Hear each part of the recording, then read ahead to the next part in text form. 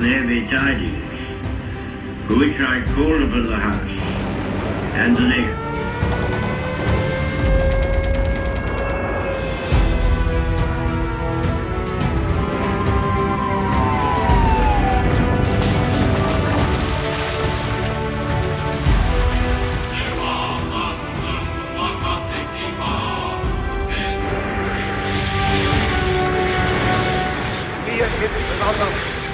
Dass wir intolerante, unverträgliche Menschen seien.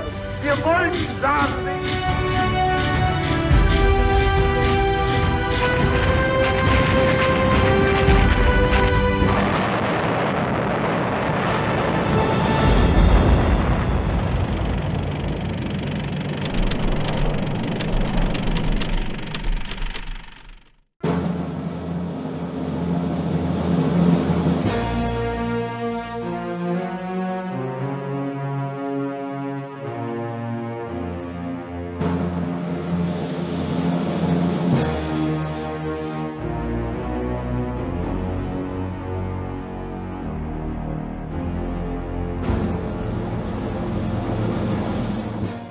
Com o foco principal nos primeiros anos da Segunda Guerra Mundial na Europa e no norte da África, as ações de Adolf Hitler eram a principal força propulsora, enquanto os aliados lutavam para resistir ao avanço dos nazistas através dos continentes. Porém, no curso de 1942, a Segunda Guerra Mundial estava tomando proporções globais, com as ramificações do ataque surpresa japonês à Marinha Norte-Americana em Pearl Harbor, em dezembro de 1941, tornando-se cada vez mais evidentes.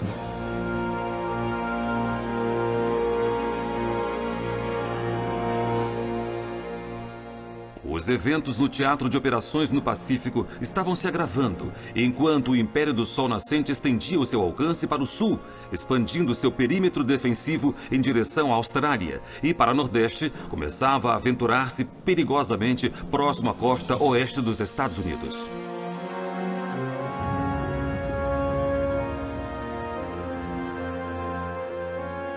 A aparentemente invencível força do expansionismo japonês estava, porém, para enfrentar um sério desafio. E ao olharmos um pouco mais atentamente para os meses de abril a junho de 1942, vamos descobrir que os japoneses não tiveram as coisas a seu modo por muito tempo.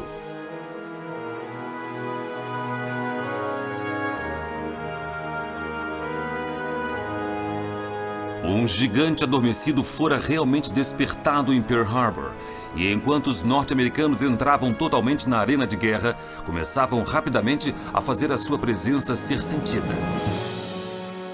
Do ousado ataque Doolittle a Tóquio, até a Batalha do Mar de Coral e os eventos dramáticos em Midway, quaisquer vantagens conseguidas pelo Japão em Pearl Harbor estavam para ser contrabalançadas, de certo modo, pelas forças norte-americanas, com a maré da guerra no Pacífico lenta, mas certamente começando a virar.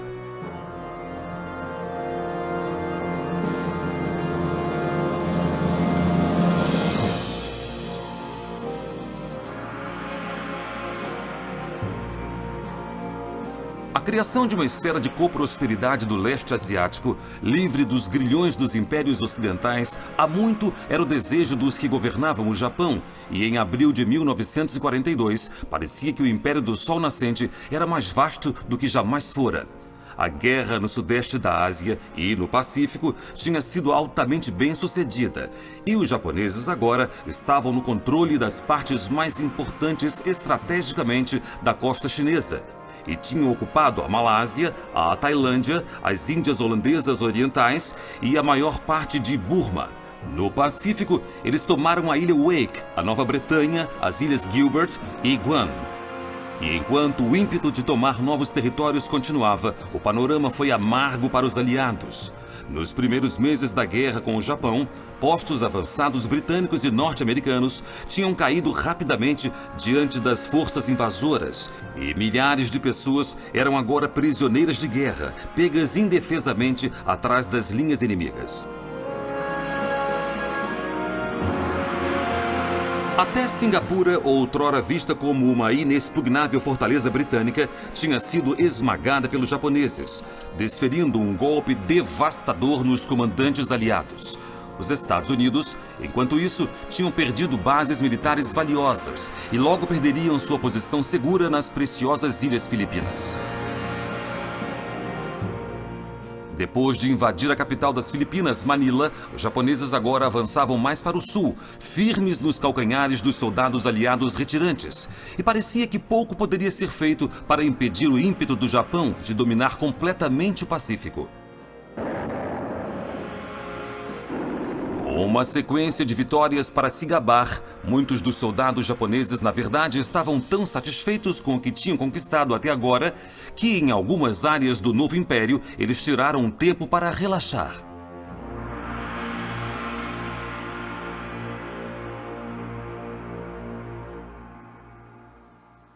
No momento, a ameaça ocidental ao seu domínio do Pacífico parecia ter sido eliminada, e os japoneses estavam confiantes de que podiam manter facilmente os seus territórios recentemente conquistados. A Grã-Bretanha e os Estados Unidos, porém, estavam preparando-se para contra-atacar e não iriam aceitar tal beligerância sem alguma forma de retaliação. Dias depois do ataque a Pearl Harbor, o primeiro-ministro britânico Winston Churchill tinha corrido para Washington para iniciar conversas com o presidente Roosevelt. E em 26 de dezembro de 1941, em um discurso diante do Congresso norte-americano, ele declarou sua inabalável determinação de esmagar o novo inimigo oriental. Que tipo de gente eles acham que nós somos? É possível que eles não percebam que nós jamais vamos desistir de perseverar contra eles, até que eles tenham aprendido uma lição que eles e o mundo jamais vão esquecer.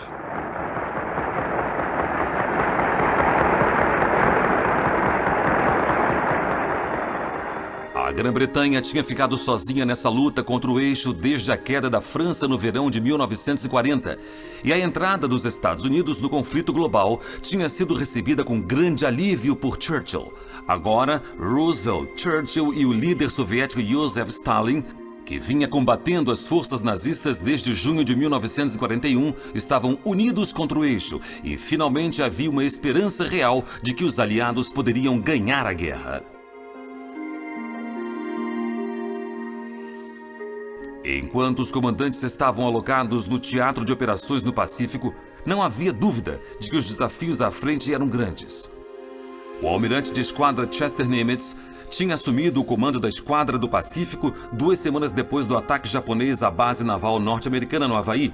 E com muitos couraçados e destroyers afundados durante o ataque, ele estava ciente de que levaria tempo para salvar as ruínas de Pearl Harbor e reconduzir a esquadra norte-americana à sua antiga glória.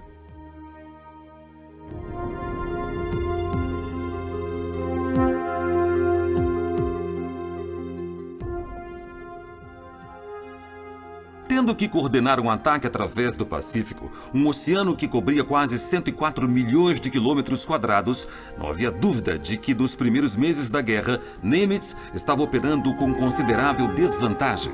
Porém, uma coisa os norte-americanos tinham a seu favor.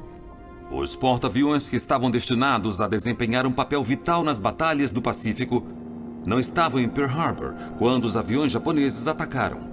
Uma vantagem que a Marinha norte-americana iria explorar ao máximo. Nesse meio tempo, enquanto cresciam os temores de que o Japão logo iria avançar para o sul, na direção da Austrália e da Nova Zelândia, a primeira resposta dos aliados pedia o estabelecimento de bases em pontos longínquos do Pacífico para que um contra-ataque pudesse ser lançado. As ilhas remotas da Nova Caledônia, Fiji e Espírito Santo, que ficam a nordeste da Austrália, estavam há muito sob a esfera de influência ocidental. E logo foi iniciado o trabalho para estabelecer bases militares lá. Com batalhas ferozes acontecendo no teatro de operações europeu, encontrar equipamentos aéreos e navais suficientes para enviar para o Pacífico provou ser extremamente desafiador para os aliados, e suprimentos valiosos chegavam em um ritmo menor do que o ideal.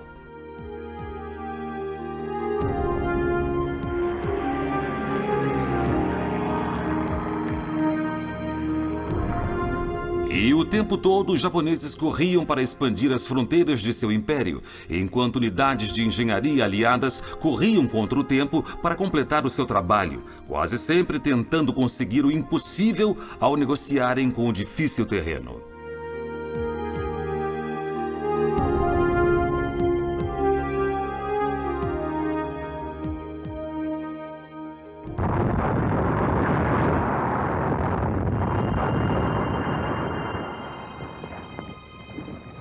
Inevitavelmente havia um revés ocasional, mas os aliados jamais esmoreceram em sua determinação de impedir os japoneses e, em abril de 1942, a situação não poderia estar em um ponto mais crítico.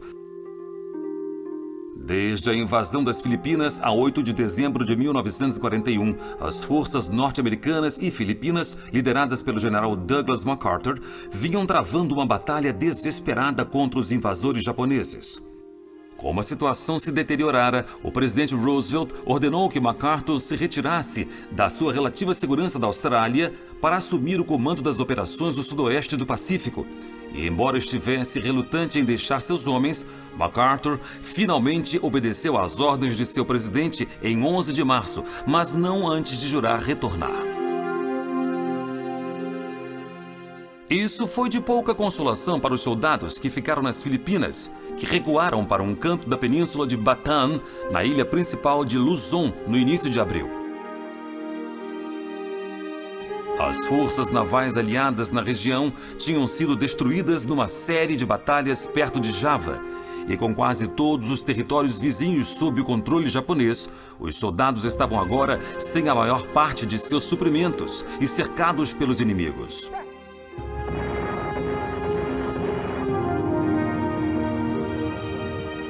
Quando os japoneses iniciaram seu novo ataque de artilharia aérea, rompendo as defesas aliadas, os homens, que estavam esgotados por subnutrição, doenças e fadiga de combate, estavam fracos demais para contra-atacar e se renderam.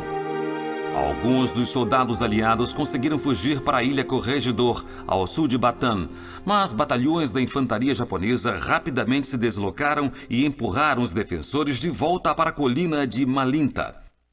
Para desespero dos que ficaram lutando, a bandeira norte-americana logo foi baixada e o general Jonathan Wainwright, que assumira o lugar do general MacArthur, não teve escolha senão aceitar os termos de rendição do general Masaharu Homma. Como resultado, em 8 de maio de 1942, as Filipinas foram oficialmente perdidas. Mas havia uma tragédia ainda maior para os aliados enfrentarem quando as Filipinas caíram. Os japoneses haviam capturado 80 mil prisioneiros aliados, todos precisando ser transportados para os campos de prisioneiros, e enfrentaram uma tarefa colossal. Foi decidido que eles deveriam andar 96 quilômetros até o fim da jornada em San Fernando. O que ficou conhecido como Marcha da Morte de Bataan começou em 10 de abril, e provou ser uma provação terrível para os homens que já estavam subnutridos e doentes. Milhares perderam a vida como resultado de exaustão, fome, desidratação e doenças, enquanto muitos outros foram brutalmente mortos por seus captores. Foi um aviso nítido de que ir à guerra contra o Japão seria custoso em termos de baixas, porque os prisioneiros de guerra eram tratados com amargo desprezo pelos soldados japoneses, que viam a rendição como desonra. Enquanto isso, quando a notícia do tratamento brutal dos homens em Bataan chegou aos Estados Unidos, circularam cartazes para anunciar a atrocidade, e a emoção logo tomou conta da população norte-americana.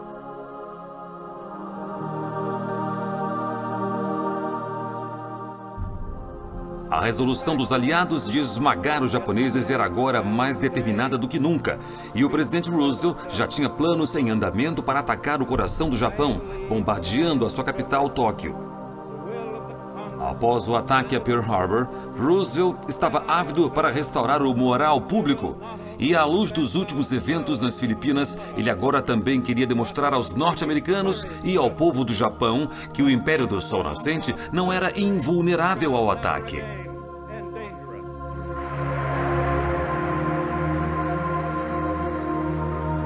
Com tal projeto ambicioso em mente, O tenente-coronel Jimmy Doolittle, um dos mais famosos aviadores e engenheiros aeronáuticos dos Estados Unidos, foi escolhido para planejar e executar o ataque. Através dos anos, Doolittle tinha ganho uma série de prêmios por suas conquistas e deu muitas contribuições importantes à tecnologia da aviação, mas a tarefa à frente seria um de seus maiores desafios. O principal problema que ele enfrentou foi que os Estados Unidos não tinham bases a uma distância operacional de Tóquio para os bombardeiros. E embora um ataque pudesse ser desferido de porta-aviões, os aviões que eram tipicamente usados nesses navios não conseguiriam causar um grande dano. Após uma longa deliberação, finalmente foi concebida uma ideia para adaptar os gigantes bombardeiros B-25 para que ficassem leves o bastante para decolar dos porta-aviões. E no início de abril, esses aviões altamente modificados estavam a bordo do USS Hornet e a caminho do Pacífico. O vice-almirante Mark Meecher capitaneou o porta-aviões do qual Doolittle dispararia o ataque, enquanto a força-tarefa era levada para águas inimigas e protegida pelo vice-almirante William Halsey a bordo do USS Enterprise.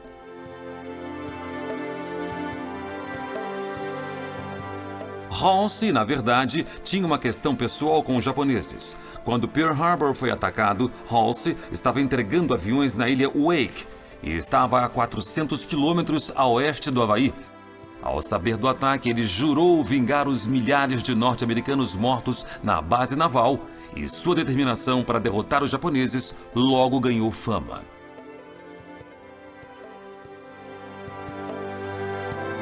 Porém, quando o USS Hornet e o USS Enterprise se arriscavam próximos aos portões do Império Japonês, Halsey iria enfrentar um revés em sua busca por vingança. Em 18 de abril, um barco vigia avistou a força-tarefa e, enquanto sinais de aviso eram enviados para o Japão, agora havia o perigo de que aviões japoneses baseados em terra pudessem decolar, botando os preciosos porta-aviões norte-americanos em risco. Halsey decidiu que o ataque ao Japão deveria começar imediatamente e logo a tripulação a bordo do USS Hornet estava correndo para preparar os seus aviões. A aeronave tinha 143 metros de pista e nenhum dos pilotos, incluindo Doolittle, jamais tinha decolado de um porta-aviões. Na verdade, ninguém tinha tentado lançar um bombardeiro do tamanho de um B-25 do convés de um porta-aviões antes, tornando a tarefa um desafio, para dizer o mínimo.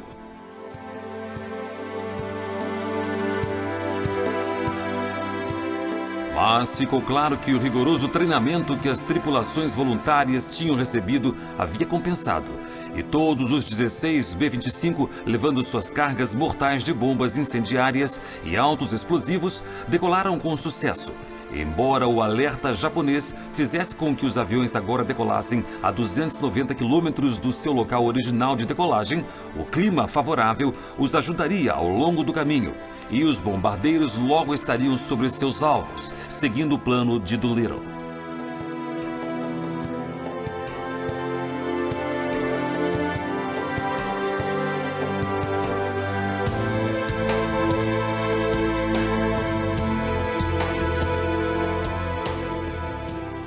Seis horas após a decolagem, os aviões chegaram a Tóquio e ao meio-dia começaram a jogar bombas na capital e em seu entorno. Elas encontraram pouca resistência e o impacto causado foi exatamente o que Roosevelt esperava. Os japoneses ficaram tão chocados com o ataque que comandantes militares de alta patente começaram a culpar uns aos outros e a vergonha do mortificado comandante da Defesa Aérea de Tóquio o levou a cometer suicídio. Enquanto isso, esquadrões de caças japoneses estavam voltando para casa e um grupo de porta-aviões voltou do Oceano Índico para proteger as águas domésticas. Enquanto os Estados Unidos saudavam os pilotos do ataque Doolittle como heróis nacionais, nem todos os homens que realizaram o ataque voltariam vivos. 2 tripulações foram aprisionadas pelos japoneses após pousarem em território inimigo, e 3 desses homens foram executados. Enquanto isso, Doolittle, junto com muitas outras tripulações, foram ajudados por militares e civis chineses no leste da China, que os abrigaram e asseguraram o seu retorno em segurança. Porém, Isso teria consequências trágicas para os chineses, porque o Japão lançou uma campanha em retaliação que mataria 250 mil camponeses na região.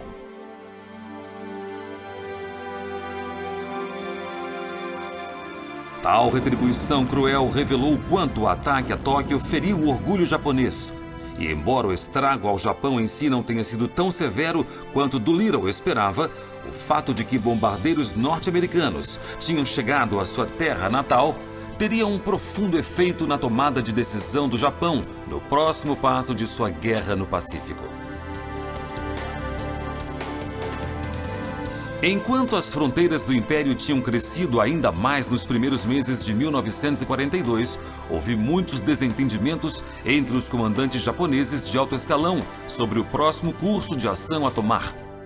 O almirante de esquadra Osami Nagano, chefe do Estado-Maior Naval, sustentava avidamente liderar mais ganhos territoriais, uma estratégia que tinha o apoio total do exército imperial japonês.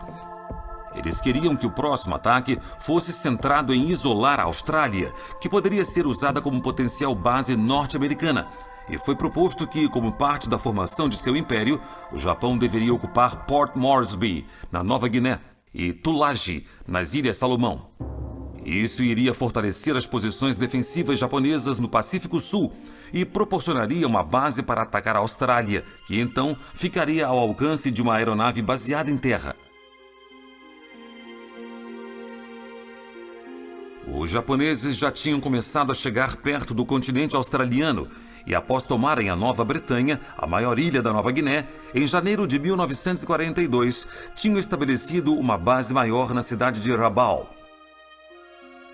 Os australianos estavam cientes dos perigos disso para o seu país. E em fevereiro de 42, seus temores foram mais do que justificados quando aviões japoneses, reunidos da mesma força-tarefa que atacara Pearl Harbor, voaram em direção à costa leste da Austrália.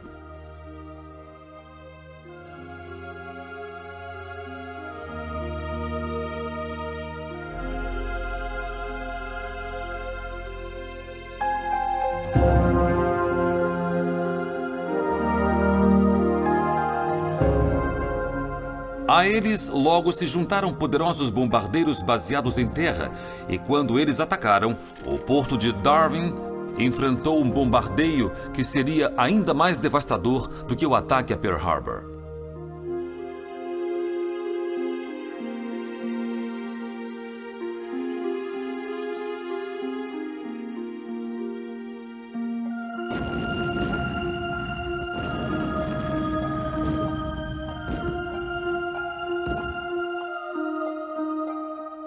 Conquistando novas bases nas Ilhas Salomão e na Nova Guiné, Nagano esperava que a Austrália ficasse mais isolada.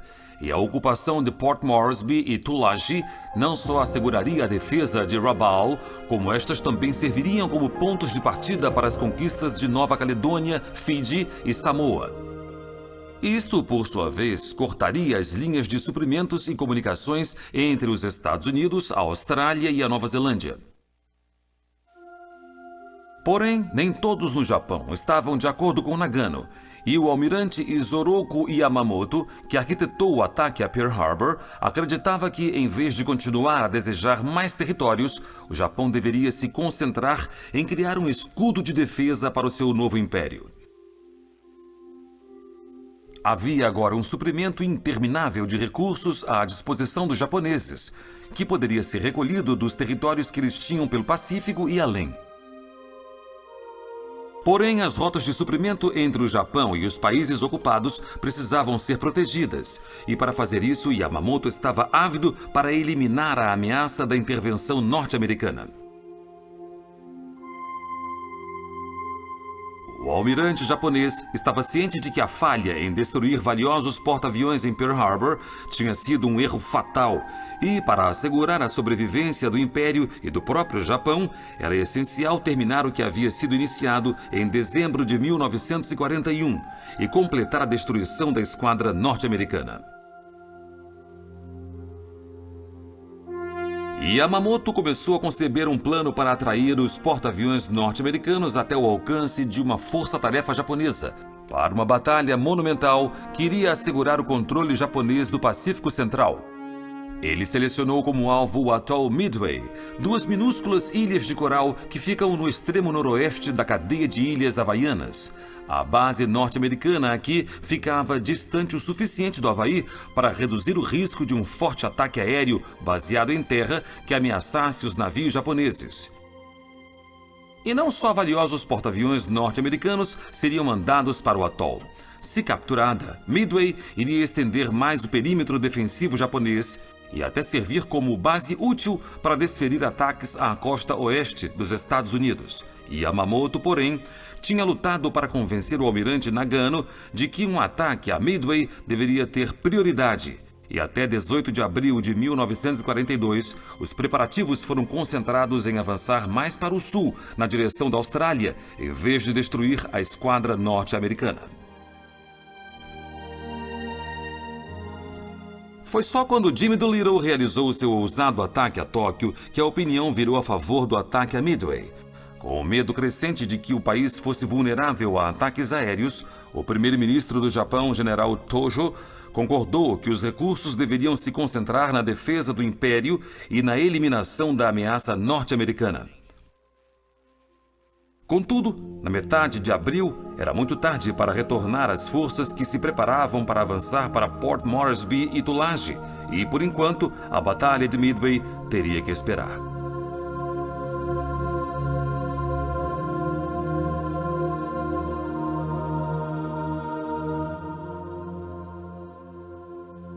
O esforço em direção à Austrália, denominado Operação Mo, foi marcado para o início de maio e a campanha inteira ficou sob o comando do pupilo de Yamamoto, o almirante Inoue. Ele, por sua vez, iria coordenar vários grupos que incluíam uma força de ataque a porta-aviões, comandada pelo vice-almirante Takagi, uma força de invasão a Tulagi, comandada pelo contra-almirante Shima, e também haveria uma força de invasão a Port Moresby.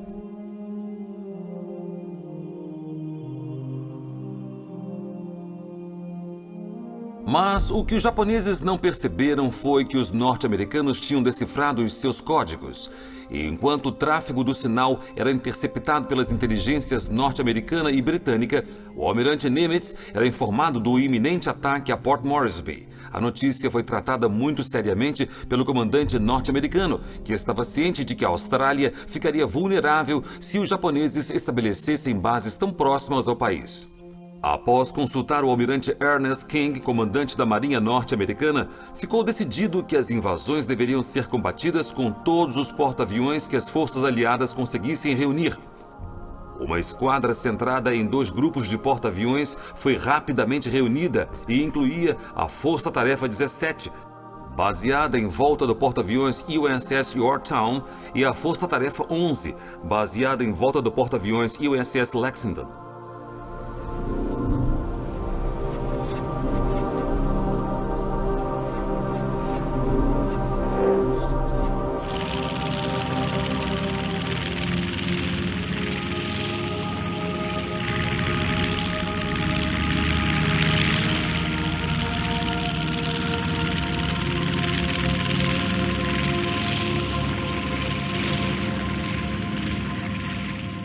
O contra-almirante Frank Fletcher, que já tinha visto a ação no Pacífico, depois do ataque às Ilhas Marshall e Gilbert, em fevereiro foi posto no comando do Yorktown e também ficaria no comando geral da missão.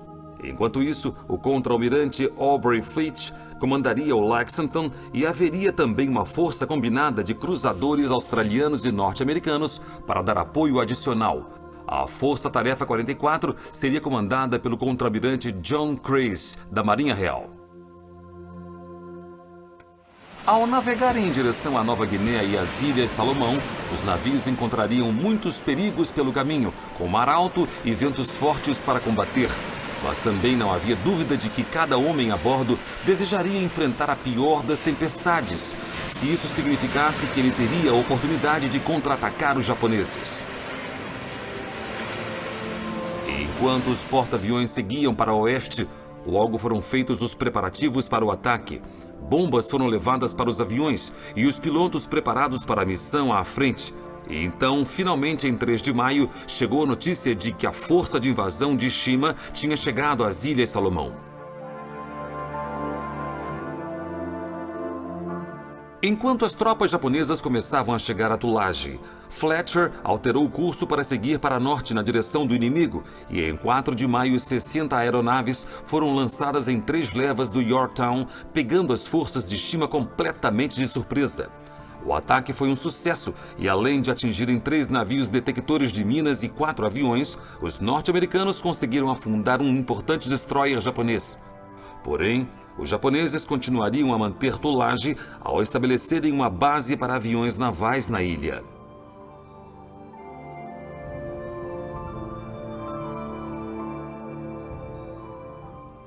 Após infligir um dano considerável à esquadra japonesa, Fletcher levou sua força-tarefa para o sul para encontrar os navios de Crace e Fitch. Mas agora, os japoneses sabiam da presença de porta-aviões norte-americanos na região. Ávido para conseguir o que Yamamoto esperava fazer em Midway, agora era a vez do almirante Takagi tomar parte na ação. Ele levou sua força de ataque de porta-aviões de sua posição a 560 quilômetros a norte das Ilhas Salomão e entrou no Mar de Coral para caçar os aliados. Foi uma jornada ao desconhecido, enquanto a cena era preparada para a primeira batalha de porta-aviões da história.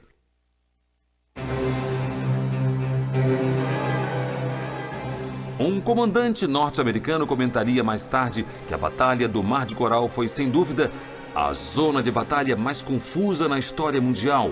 E, realmente, enquanto aviões eram enviados dos 2 lados para procurar navios inimigos, norte-americanos e japoneses faziam um jogo de gato e rato.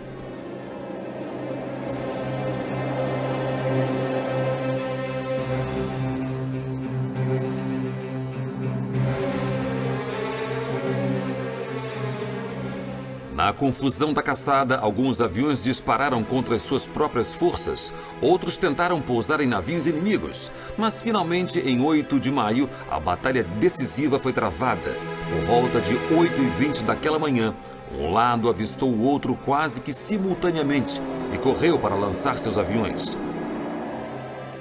Os japoneses em um ataque combinado e cada porta-avião americano em forças de ataque separadas.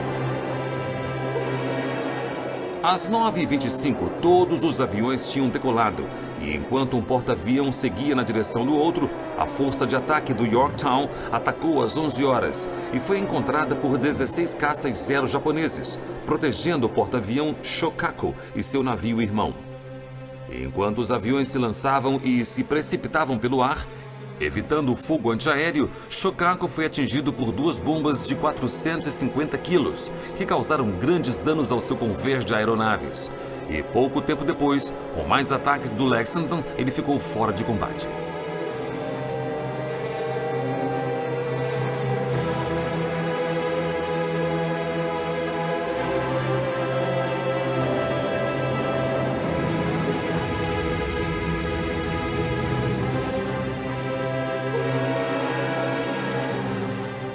Mas os japoneses logo revidaram e 14 aviões mergulharam para atacar o USS Lexington com um movimento de pinça. Ele foi atingido 2 vezes por torpedos, antes dos bombardeiros atacarem o navio de novo. Enquanto isso, uma bomba explodiu no convés do Yorktown, mas enquanto o porta-avião de Fletcher sobreviveria, o Lexington não teria a mesma sorte. As bombas romperam um tanque de combustível e, quando as faíscas inflamaram os vapores que haviam se formado no porta-avião, uma série de explosões dramáticas se seguiu, levando a incêndios incontroláveis. Enquanto navios eram convocados para ajudar na evacuação, mais de 2.500 homens corriam para fugir do Lexington. Nesse estágio, cada lado tinha sofrido danos consideráveis. E enquanto os sobreviventes eram puxados para a segurança, tanto norte-americanos quanto japoneses resolveram retirar suas forças.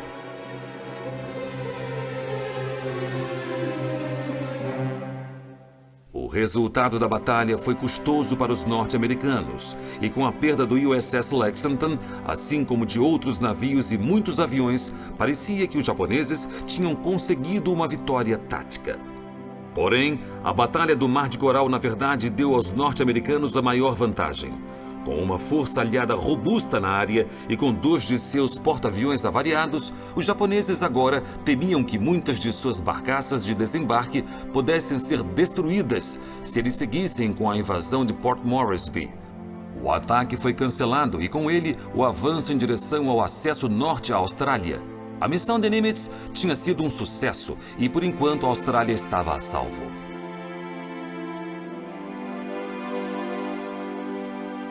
Embora o progresso japonês tivesse sido barrado no Pacífico Sul, no Teatro de Operações do Sudeste Asiático, o avanço continuava. A esquadra britânica do leste já tinha sido expulsa do Oceano Índico pelos japoneses, permitindo que o Império do Sol Nascente estendesse o seu perímetro defensivo ocidental. E enquanto submarinos japoneses agora rondavam livremente pela área, os aliados pouco podiam fazer para impedir que o inimigo se expandisse mais para o oeste através da colônia britânica de Burma e em direção à Índia, a joia da coroa do Império Asiático Britânico. Agora, a Grã-Bretanha tinha perdido muito território para as forças do eixo e Winston Churchill estava claramente preocupado com essa ameaça adicional ao colonialismo britânico. O subcontinente indiano tinha sido governado pelos britânicos desde 1858 e Churchill estava relutante em perder tal parte preciosa do seu império. Seu aliado norte-americano, o presidente Roosevelt, enquanto isso, tinha outras preocupações.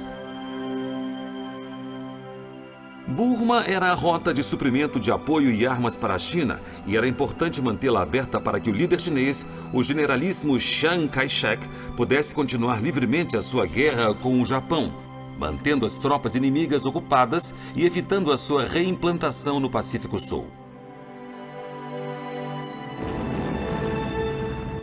Roosevelt tinha dado ao general Joseph Stilwell o papel de chefe do Estado-Maior para o teatro China-Burma-Índia. Mas enquanto o conflito em Burma continuava, logo ficou evidente que os aliados estavam travando uma batalha perdida.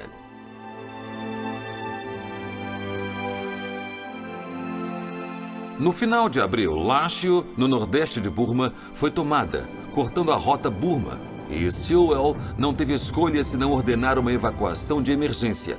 Em 6 de maio, o general norte-americano começou a retirada em direção à Índia a pé, enquanto os soldados britânicos tentavam diminuir o progresso dos soldados japoneses que avançavam, até que eles mesmos atravessassem a Índia. Em pouco tempo, a esperança de manter Burma foi perdida. E enquanto o país caía, o escudo que protegia a Índia não mais existia. Apesar dos temores de Churchill de perder mais terreno britânico, os japoneses, na realidade, não tinham a intenção de invadir a Índia.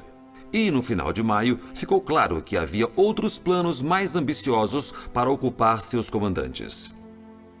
Yamamoto agora estava finalizando os preparativos para a Batalha de Midway, e logo seria a hora do próximo estágio do ataque do Japão à esquadra norte-americana. Embora o superior de Yamamoto, o almirante de esquadra Nagano, tivesse finalmente concordado com o ataque a Midway, ainda havia discordâncias entre os comandantes navais japoneses. Nagano tinha decidido que Yamamoto deveria lançar uma missão separada ao mesmo tempo da Batalha de Midway, para capturar algumas ilhas escassamente habitadas, ilhas vulcânicas, que se estendiam por mais de 1.600 quilômetros a oeste da península do Alasca. As Ilhas Aleutas ficavam muito ao norte de Midway, e Yamamoto percebeu que a missão extra estenderia sua vasta zona de batalha a proporções ingovernáveis. Mas Nagano não seria dissuadido. As Ilhas Aleutas pareciam ter pouco valor econômico, militar ou estratégico por causa de seu terreno árido e montanhoso e do clima hostil, mas sua ocupação iria estender mais a defesa do Japão e dificultaria que os navios passassem pelo Pacífico Norte. Também havia a esperança de que realizar esse segundo ataque longe de Midway poderia servir como uma distração, levando alguns navios norte-americanos para o norte e, portanto, enfraquecendo a esquadra norte-americana.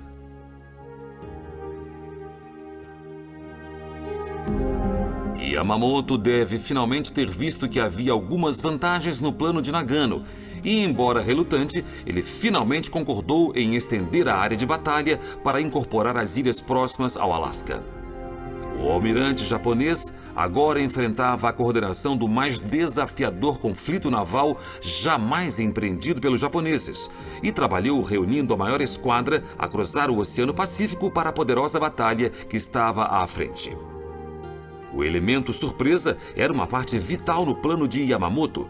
Então, ele dividiu a imensa esquadra em 4 grupos separados, para que os norte-americanos não fizessem ideia do quão vastas realmente eram as forças japonesas quando a batalha começasse. A primeira força de ataque de porta-aviões seria liderada pelo almirante Chuichi Nagumo, que liderara o ataque a Pearl Harbor em 1941 e também tinha forçado os britânicos a abandonarem o Oceano Índico após ataques bem-sucedidos à sua esquadra no início de 1942. A força de Nagumo iria operar em apoio próximo à força de invasão de Midway, comandada pelo vice-almirante Kondo. Enquanto isso, a força principal que seguiria atrás dessas outras duas seria liderada pelo próprio Yamamoto e iria atacar os porta-aviões norte-americanos quando eles fossem atraídos para mar aberto. Finalmente, a 4ª seção da esquadra, a Força Norte, iria se destacar do corpo principal e seguir rumo norte para as Aleutas antes da Batalha de Midway começar. Infelizmente, para Yamamoto, a disposição de suas forças seria a maior falha em seu plano, porque os grupos ficariam afastados demais para apoiar uns aos outros. Os navios de Yamamoto, na verdade, navegariam 480 quilômetros atrás da força de ataque de Nagumo, e seria de pouca ajuda quando os norte-americanos lançassem a sua defesa. Enquanto isso, bem longe no Oceano Pacífico, a unidade de inteligência de combate da Marinha dos Estados Unidos em Pearl Harbor tinha interceptado novamente códigos japoneses, e todos os esforços de Yamamoto de indução ao erro foram em vão. Em maio de 1942, o almirante Nimitz tinha recebido a informação de que Midway era o próximo alvo para os japoneses. Ele tinha até a ordem de batalha completa dos japoneses, assim como as datas do ataque, que eram esperados para os dias 4 ou 5 de junho. Enquanto a esquadra imperial navegava para Midway, sem fazer ideia de que a sua missão já tinha sido revelada ao inimigo, as forças norte-americanas corriam para se preparar para a batalha que se aproximava. Midway só ficava atrás de Pearl Harbor na defesa da costa oeste dos Estados Unidos, e depois do ataque devastador à base havaiana, os norte-americanos iriam assegurar que desta vez eles estariam mais do que prontos para o ataque iminente. Ao contrário dos japoneses, eles tinham a vantagem de que a própria Midway poderia ser usada como plataforma de lançamento. E além de seus próprios aviões, uma força aérea adicional tinha sido enviada do Havaí, fortalecendo mais as defesas. Os porta-aviões também foram convocados para proteger Midway. E a Força-Tarefa 17 foi imediatamente reconvocada do Mar de Coral. Embora seriamente danificado, o Yorktown tinha sobrevivido às batalhas contra os japoneses. E depois de chegar a Pearl Harbor em 27 de maio, equipes do estaleiro tinham trabalhado 24 horas por dia para assegurar que o navio estivesse reparado e pronto em poucos dias para defender Midway. A Força-Tarefa 16 de Halsey, com os porta-aviões Hornet e Enterprise, já estava em Pearl Harbor, embora o próprio Halsey não estivesse bem o suficiente para tomar parte na batalha. Ele seria substituído pelo contra-almirante Raymond Spruance, que iria operar sob o comando geral do almirante Fletcher. Além de convocar o maior número de pessoal do Exército e da Marinha que pôde reunir, Nimitz solicitou fotógrafos para que os eventos em Midway pudessem ser registrados. O famoso diretor de cinema John Ford conhecia Nimitz bem e capturou algumas das imagens mais memoráveis do conflito.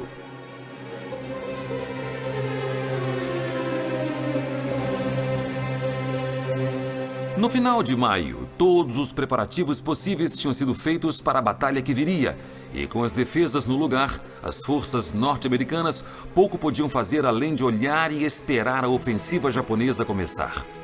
Unidades aéreas vasculhavam os céus pelos primeiros sinais de um ataque japonês, enquanto bem longe no mar, a armada de Yamamoto chegava o mais próximo à base naval.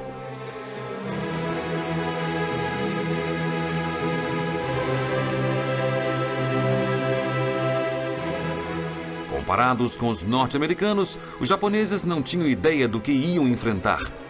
Eles acreditavam que só 2 porta-aviões, o USS Enterprise e o USS Hornet, estariam disponíveis para a defesa de Midway, e estavam convencidos de que o USS Yorktown tinha sido afundado na Batalha do Mar de Coral. Subestimar a força de seu oponente seria um erro caro, porque na realidade os japoneses enfrentariam não apenas 2, mas 3 grupos de porta-aviões norte-americanos. E o desafio à frente seria muito mais difícil do que Yamamoto tinha imaginado.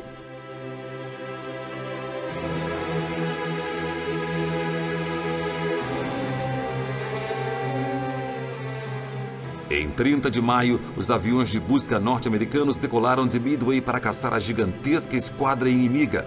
E após varrer os céus por vários dias, os navios da Marinha Imperial finalmente foram avistados.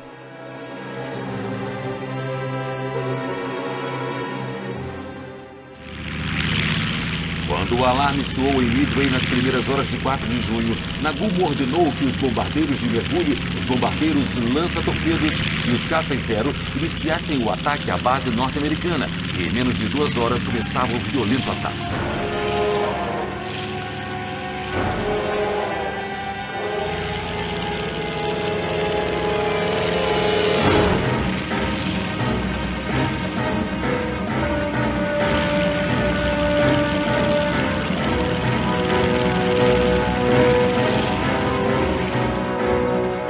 Aviões norte-americanos conduzidos por pilotos da Marinha se misturaram para interceptar o ataque e destruíram muitos dos aviões inimigos, apesar das pesadas perdas.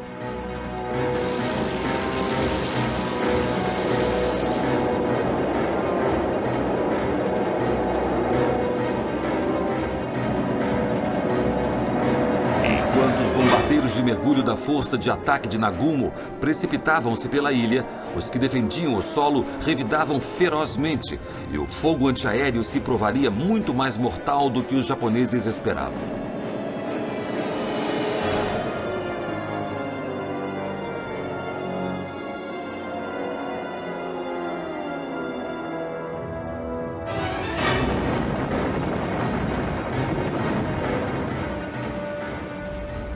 A base mergulhou no caos enquanto as bombas caíam na ilha, destruindo os tanques de armazenamento de combustível e os hangares das aeronaves. Mas os defensores continuavam a lutar contra as forças inimigas.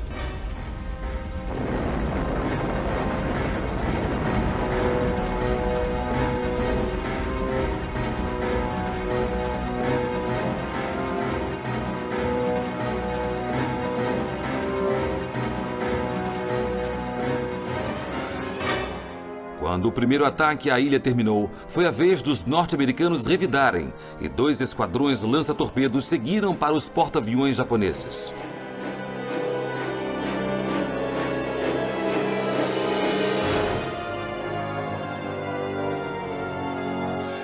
Sem os caças de escolta, eles não eram páreo para os Zeros japoneses, e foram quase todos abatidos. Mas, como as ondas dos ataques norte-americanos continuavam, os japoneses eram mantidos distraídos. Eles estavam muito ocupados se concentrando na defesa de seus navios para desferirem um ataque contra a esquadra norte-americana. E logo, aviões dos Estados Unidos tinham rompido as defesas japonesas.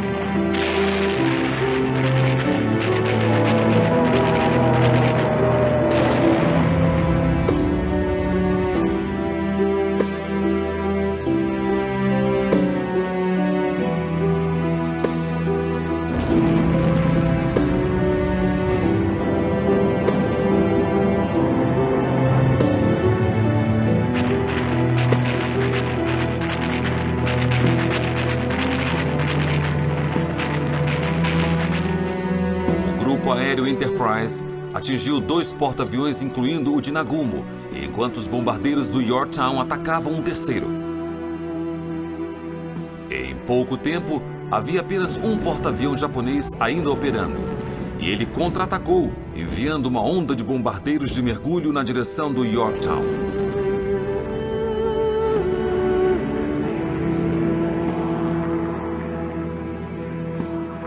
Comparado aos porta-aviões japoneses, o Yorktown estava melhor preparado para o ataque e rapidamente enviou seus caças para interceptarem os aviões inimigos. Muitos dos aviões japoneses foram abatidos e, embora o Yorktown fosse repetidamente atingido por bombas, os incêndios foram controlados e ele continuou a lançar mais caças.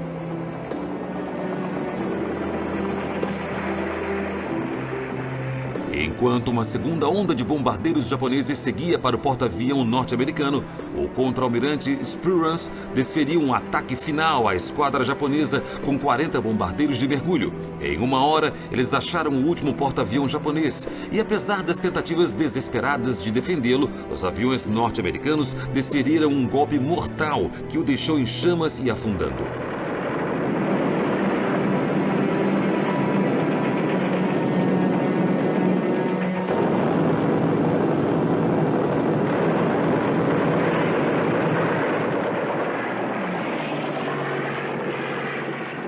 No fim do dia, ficou claro que a missão de Yamamoto tinha falhado miseravelmente, e com as baixas aumentando e mais aviões sendo perdidos para o inimigo, ele não teve escolha senão cancelar a invasão de Midway. 4 porta-aviões japoneses foram destruídos, e esta perda teria graves consequências para a Marinha Imperial, mudando o equilíbrio do poder firmemente em favor dos Estados Unidos.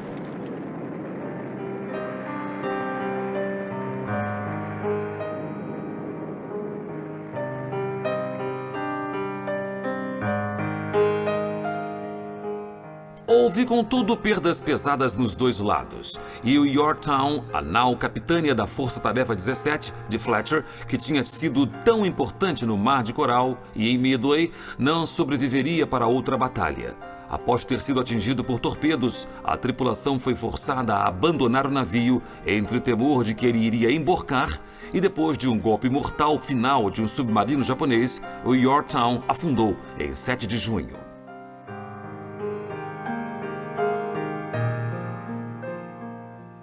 Os norte-americanos tinham sofrido mais de 300 baixas na Batalha de Midway, mas os japoneses sofreram muitas mais, com mais de 2.000 homens mortos. E havia pouca dúvida de que os norte-americanos tinham conseguido uma vitória esmagadora. Enquanto os fuzileiros e marinheiros norte-americanos recebiam cuidados e os sobreviventes eram postos em segurança, o presidente Roosevelt parabenizava os que haviam enfrentado bravamente o inimigo, claramente aliviado porque a Batalha de Midway tinha impedido o avanço dos japoneses. Porém, longe ao norte, a ameaça do Império Oriental ainda não tinha acabado. As forças japonesas que tinham seguido para as Ilhas Aleutas tiveram mais sucesso do que a esquadra de Midway de Nagumo. E nos dias 3 e 4 de junho, seus porta-aviões fizeram ataques aéreos a 2 bases militares na ilha de Unalaska.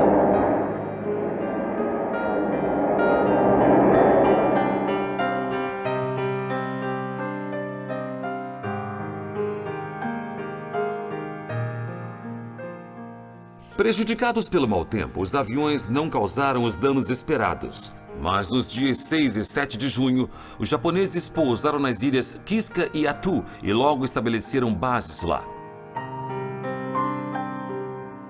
Isso agora deixava os japoneses perigosamente próximos ao território norte-americano e com o temor de que ataques poderiam agora ser desfechados contra a costa oeste dos Estados Unidos, todas as precauções foram tomadas para a defesa do país.